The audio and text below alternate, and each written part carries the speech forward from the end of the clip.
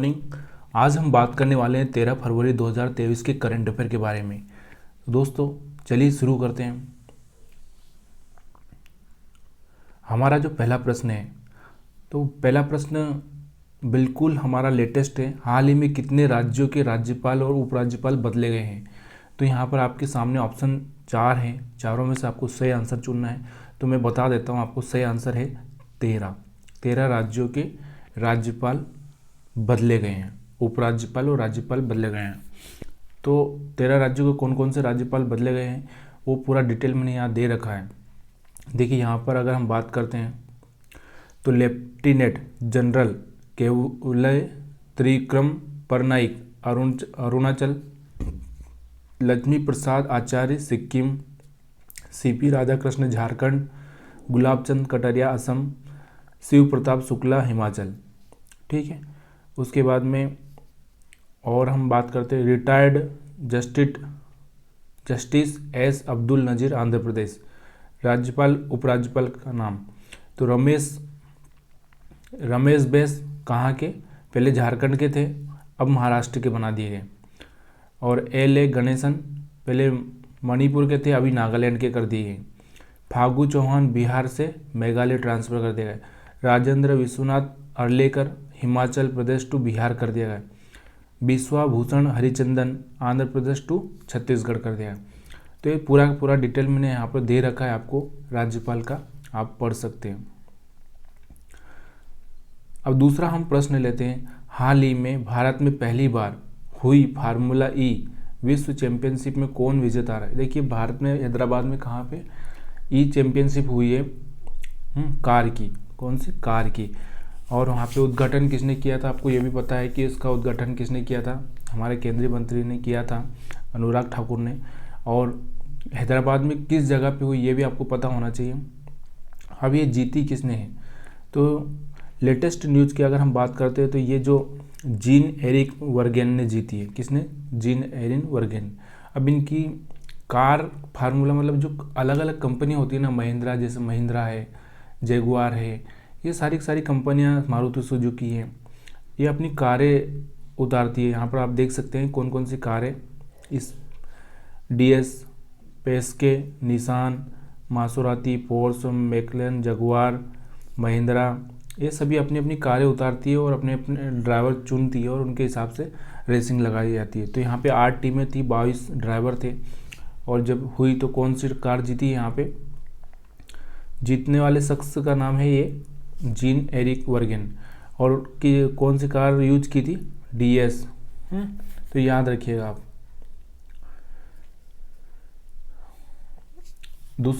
तीसरा प्रश्न है, हाल ही में G20 एग्रीकल्चर वर्किंग ग्रुप की बैठक कहाँ होगी? तो ये आपको पता होना चाहिए। अभी अहमदाबाद में कौन सी बैठक हुई थी? और अभी ये एग्रीकल्चर की कहाँ पे होगी? इंदौर में होगी। इंदौर में कहाँ पे? इंदौर में। इंदौर कहाँ पे? मध्य प्रदेश में। इंदौर में अभी क्या हुआ था? हमारा प्रवासी भारतीय सम्मेलन हुआ था, आपको पता होगा। और प्रवासी भारतीय सम्मेलन में कौन मेहमान थे ये भी आपको पता होगा। चौथा हमारा प्रश्न है, हाल ही में किस देश के राष्ट्रपति सिरिल रामाफोसा ने देश में बिजली की कमी को लेकर राष्ट्रीय आपदा की स्थिति घोषित की है? तो मैं आपको बता देता हूँ सीधे से, यह है दक्षिण अफ्रीका। दक्षिण अफ्रीका ने। किसने? दक्षिण अफ्रीका में। अच्छा एक बात और बताइए, अभी जो महिलाओं का जो T20 खेला जा रहा है, कहाँ पे खेला जा रहा है? T20 वर्ल्ड कप खेला जा रहा है, वो कहाँ पे खेला जा रहा है? दक्षिण अफ्रीका में। यह भी आप याद रखिए। पांचवा हमारा प्रश्न है, हाल ही में सभी प्रारूपों में शतक बनाने वाले पहले भारतीय कप्तान बने हैं। मतलब ये 4-5 क्रिकेटर के नाम ही होता है, तो ये हमारे जो रोहित शर्मा है, रोहित शर्मा के नाम हुआ है ये अवार्ड।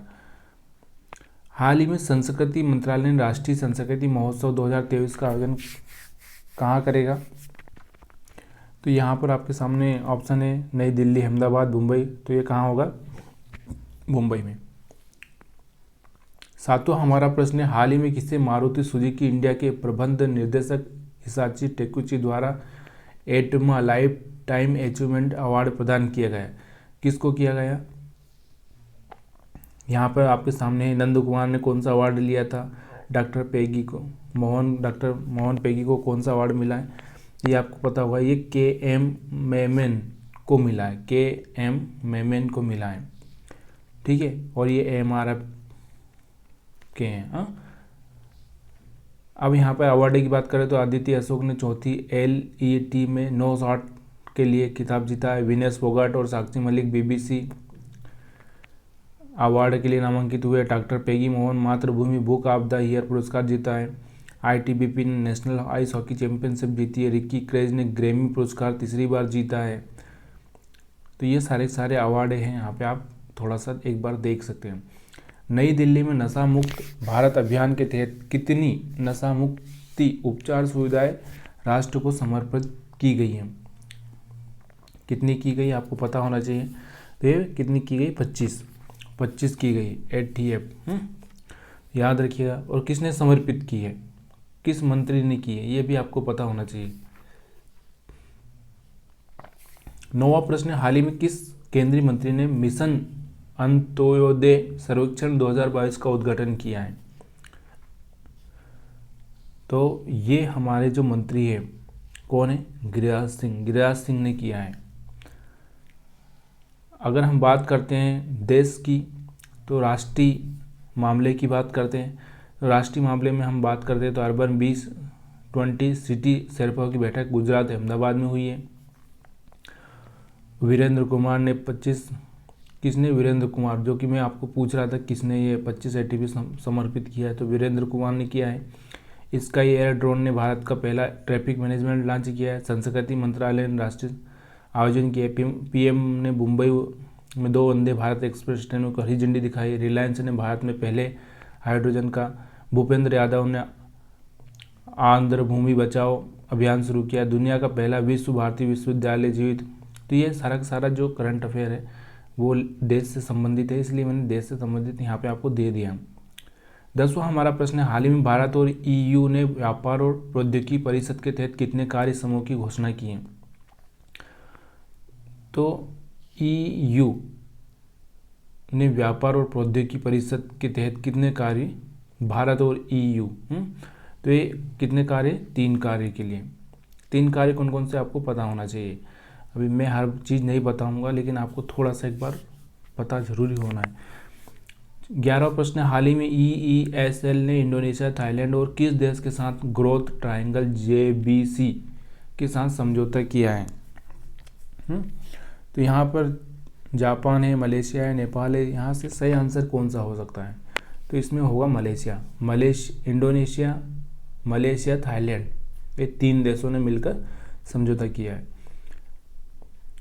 12वां प्रश्न है, हाल ही में साइबर सुरक्षा में सुधार के लिए किस ग्रुप के देश ने लॉन्च किया क्वाड साइबर चैलेंज? देखिए यहाँ एक ग्रुप है देश का जिसने क्वाड साइबर चैलेंज लॉन्च किया है। तो कौन सा ग्रुप हो सकता है? ब्रिक्स देशों का, आसियान देशों का और क्वाड। तो यहाँ पर जो आंसर होगा क्वाड देश। क्वाड कौन कौन से देश आते हैं क्वाड में, आप मुझे कमेंट करके बताइए, ठीक है। तो दोस्तों, अगर वीडियो अच्छा लगा हो या कुछ कमी रह गई है, जो भी चीज़ें हैं, आप मुझे एक बार कमेंट करके ज़रूर बताइए।